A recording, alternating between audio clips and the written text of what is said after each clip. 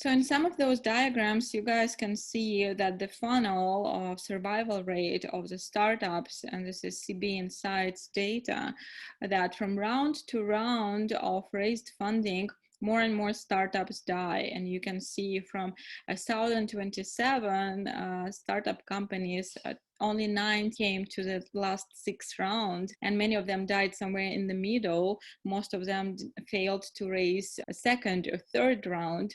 So this is a scary statistics to see, isn't it?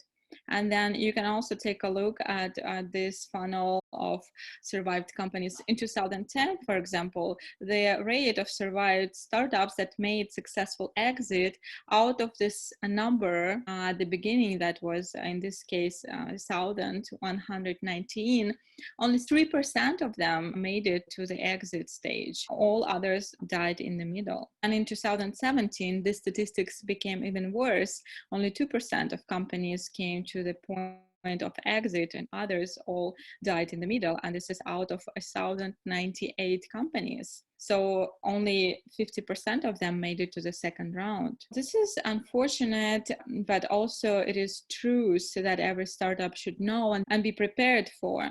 So you can see here top reasons why startups fail. Of course, one of the important ones is a failure to raise funding, but not just that. It can be absence of market need in your product.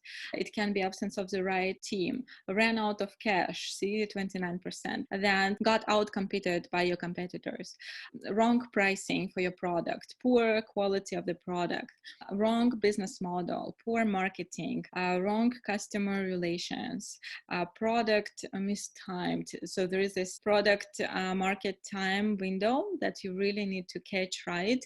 And that's also one of the reasons that your company cannot survive. Then you can see that many of them, they have relationship problems with investors or inside their team, failure to pivot, a lack of passion. Sometimes startups can get demotivated because all those hardships that, of course, are not for everyone. You can also see legal challenges. There are a lot of lawsuits here in Silicon Valley that you need to also be aware of, and do not have the right advisors and mentors, which is really important, and we will speak about it later.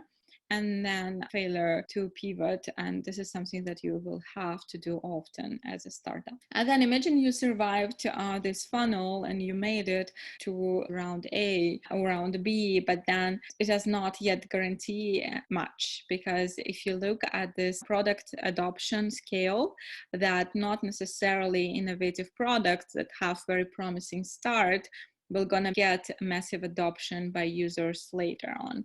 Why we don't see so many people driving autonomous cars yet? Because our mindset is not ready yet, right? Probably to trust our lives to a robot who's going to be driving us along the highway. There are many other examples of very promising products that then were gone and nobody remembers about them anymore. Do you remember Pokemon Go? Or why QR codes are not being used as much as they were expected, or Google Glass, or what happened to Periscope.